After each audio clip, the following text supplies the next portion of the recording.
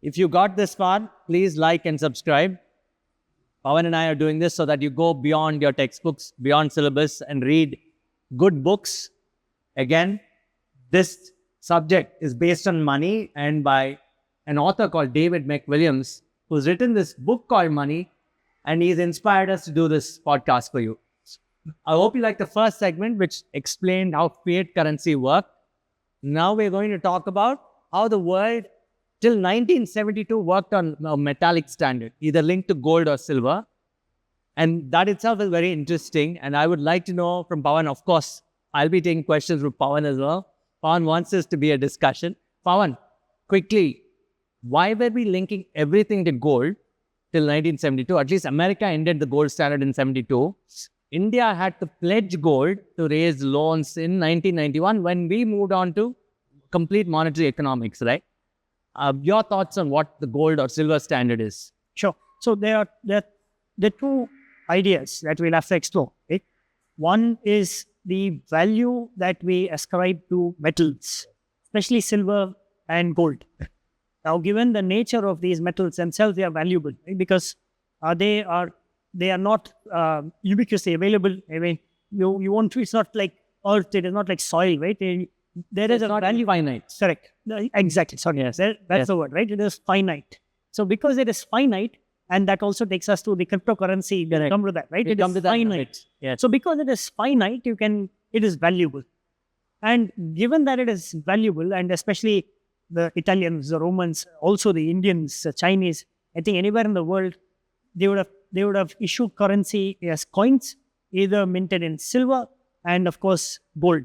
The most popular one being the florin, which is from Florence in Italy, right? The gold florin. Around the 13th, 14th century. Yeah, I think so. Yeah. So it's valuable because the metal itself is valuable. So, but the problem with that, given that it is finite, it's an alloy, right? It's a mix of silver and gold, maybe. Or maybe just gold, right? Okay. Because I go back to the Romans. Apparently, the Romans used to have boys traveling the city and collecting urine, from which they would extract ammonia, which is used to extract silver, right? It's used in the process. So you'd have all these boys running around with, the flasks of urine. They would collect urine, right? Very funny. But that's how valuable silver and gold. How we evolved with money. Yes. That's very interesting. Right?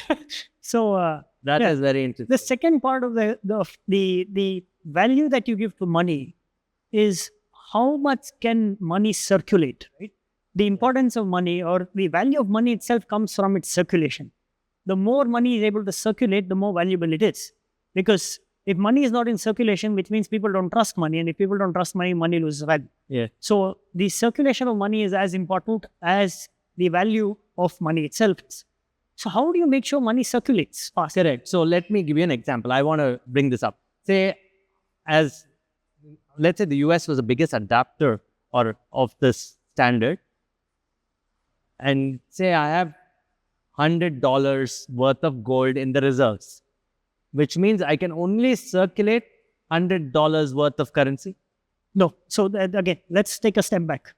First of all, how do we print this currency? Right now, if you are linked to the metallic coins, if you're linked to silver or gold, there's only so much that you can mint, right? Because there's only so much silver and gold. So much that I can keep in my reserve. It, right? Reserve or even for a mint, right? Because ultimately that coin has to come back to the treasury. You smelt it, you again print, right? But there's only so much that you can do because there's only so much gold and silver. But how do you improve the circulation? You can improve the circulation by now saying that here's a piece of paper. I guarantee that this piece of paper is currency because I'm the government, trust me. And now this piece of paper, you can print as many pieces of paper. You can print as much as possible. As much as you want. So that goes to the Gutenberg, I think the Gutenberg printer, right? The Bible printer. Correct. But then the reason why he started printing these promissory notes was because the church came up with a scheme saying that you pay me X amount of money and I will guarantee you a way into heaven. And they did not have enough priests to keep signing these vouchers. So Gutenberg came back and told them, use my pre-printed vouchers, frees up your time, you just need to sign. So was it linked to gold? It was freed from gold. So that's how the jump happened from gold, metal, to piece of paper. That was in the 14th, 15th century. Correct. But now, but the US came back to the gold. US, it's a new nation.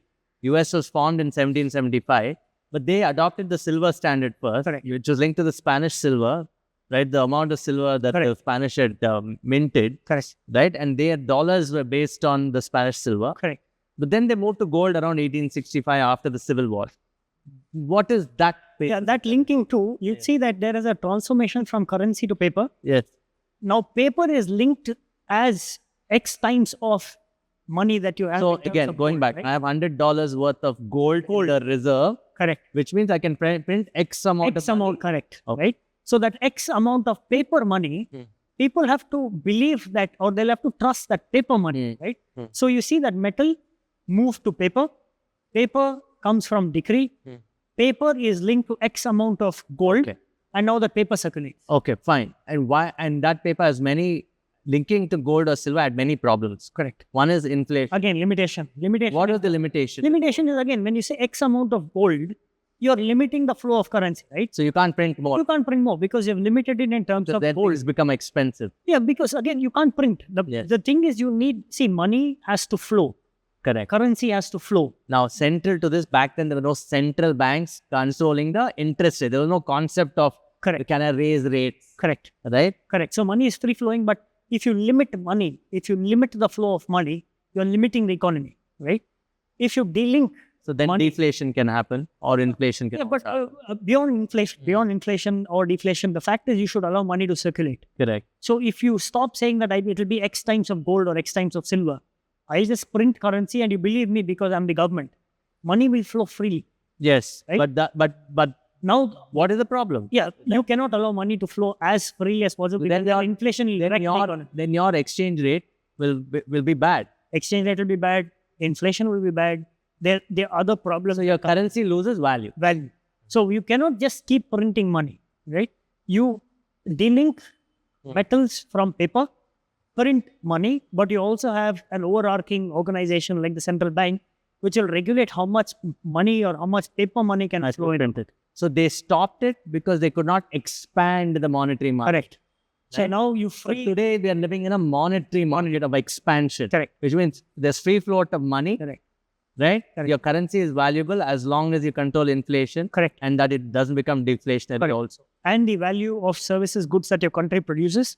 So as long as you're able to have enough valuable commodities coming out of your country and your currency has enough value, your economy is progressing. Now let's take the case of Venezuela, right? Yes. They had oil, Correct. valuable to the world, but then their currency started losing value because they just started printing left, right, center, right? Germany before the World War, the hyperinflation, right? You had bundles of money that kids would use as blocks, right, to play. So money loses value. So you need to control the flow of money, and that is done by central banks. I will come down to Republic era Germany between 1918 and 1933.